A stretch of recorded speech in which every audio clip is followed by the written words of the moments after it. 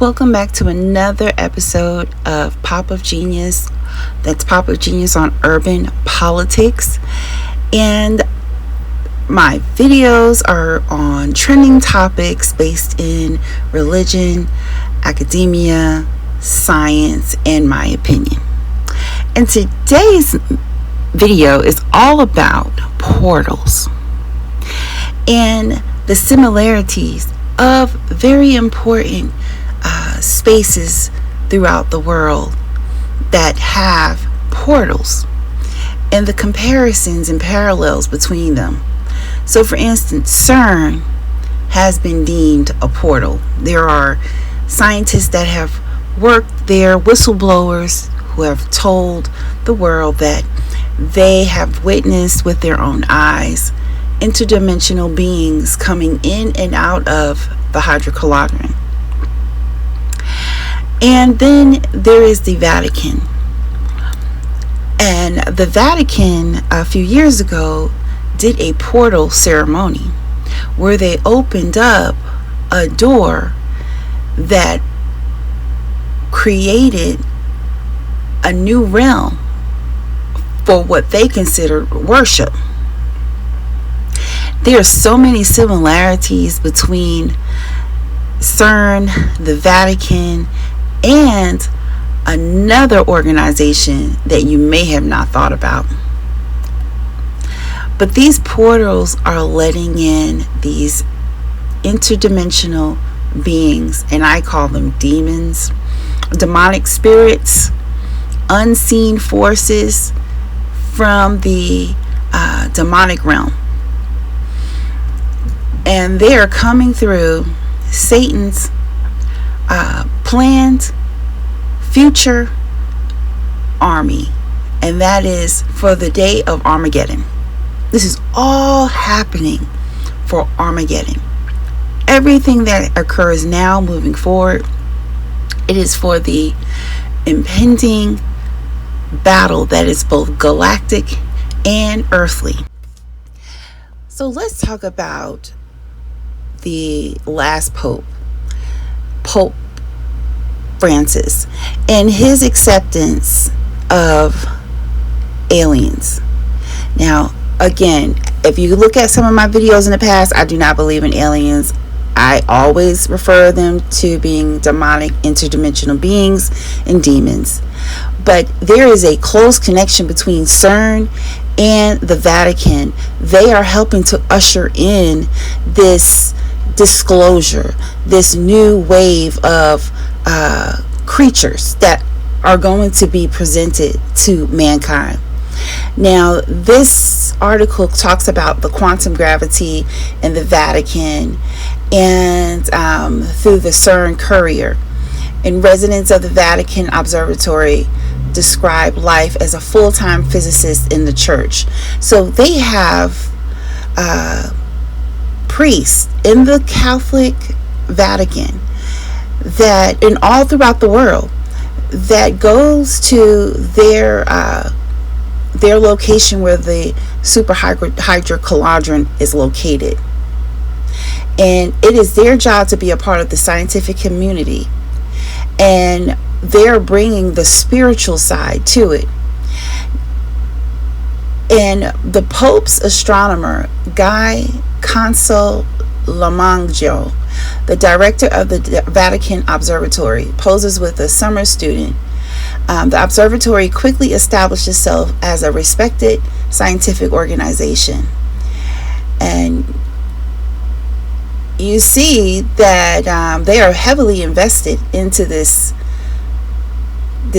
collaboration together. Though it is staffed by priests and brothers, there is an absolute rule that science comes first, says Consolmaggiore.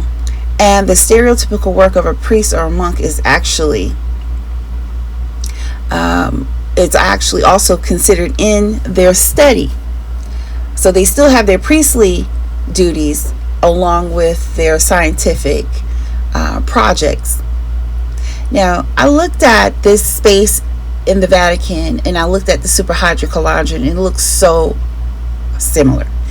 And to me, I feel like that is a portal. Even how it has that obelisk, that Egyptian obelisk, the same one that we have in United States in Washington D.C.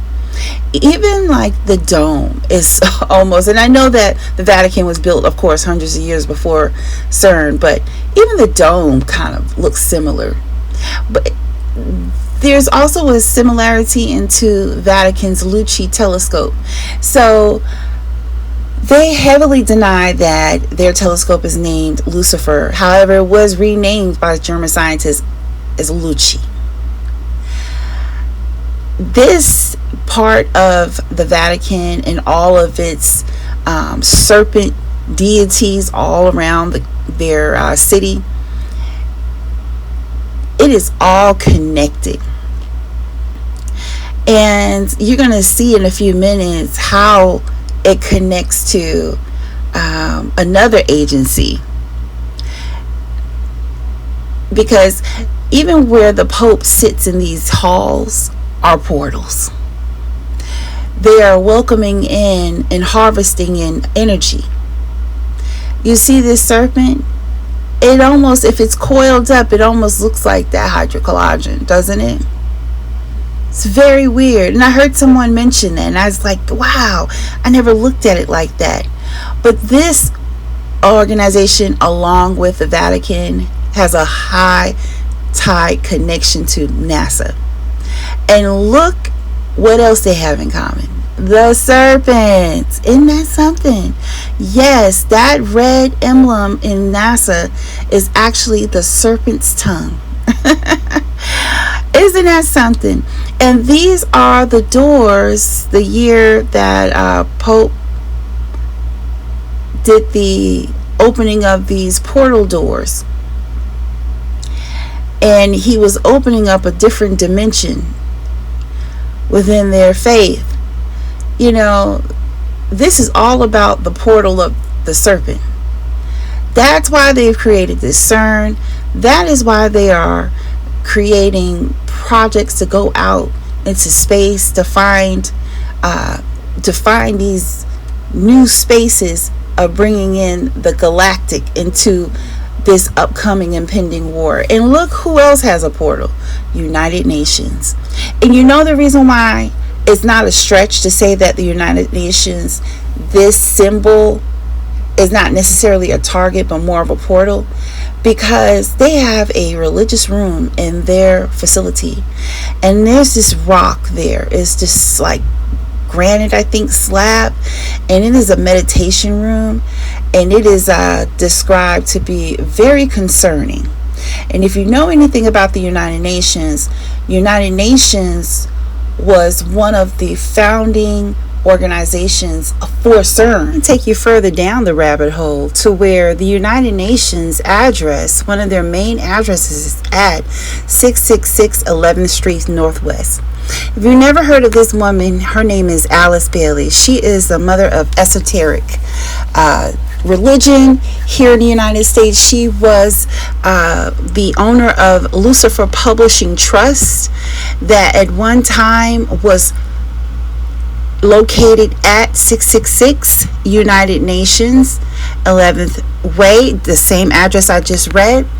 And she is the creator of the New World Order, and there are 10 points that make up this New World Order. And in fact, Ronald Reagan, who originally sided with this 10-point objective, let me tell you this: Make America Great Again is nothing new under the sun.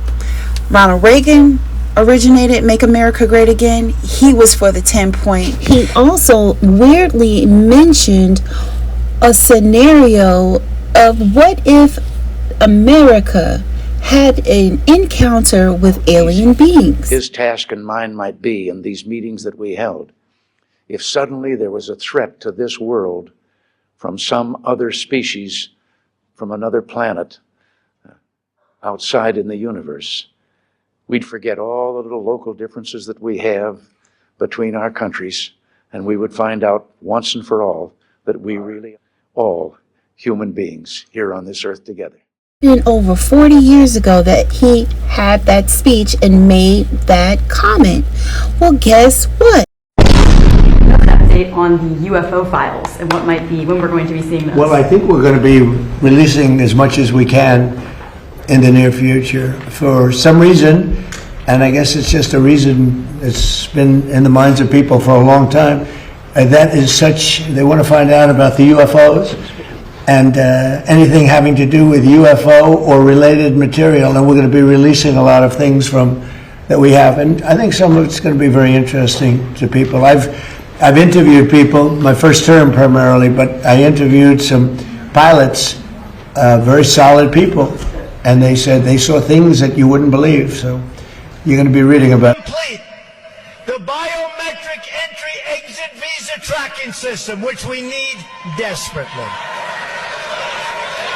For years, Congress has required biometric entry-exit visa tracking systems, but it has never been completed. The politicians are all talk, no action, never happens, never happens. Hillary Clinton, all talk.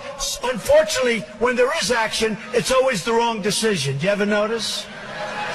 In my administration, we will ensure that this system is in place.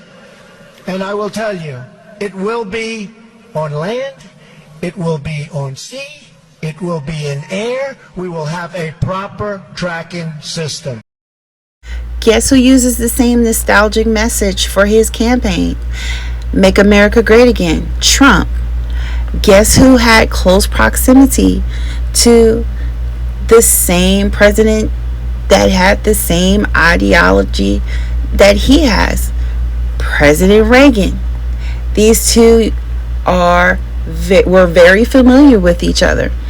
You don't see a correlation between all of this. Like, this is all planned.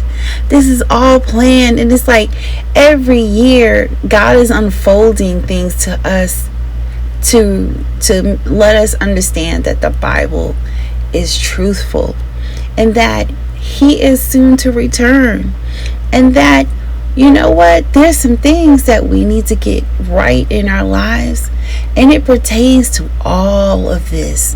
This is by design. The United Nations, it was one of the main organizations that started CERN.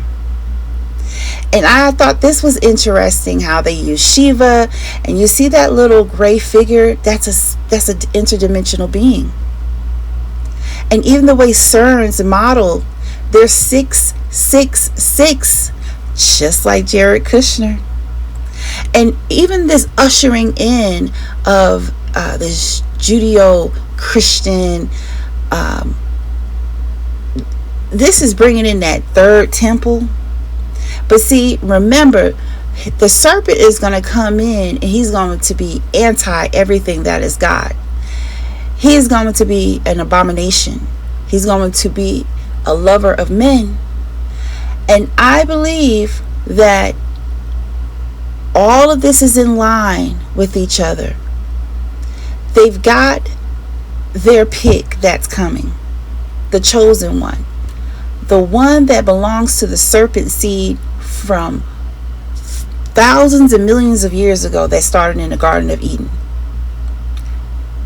They're bringing the portal of serpent seed. They're bringing in the portal of, it's the portal for serpents.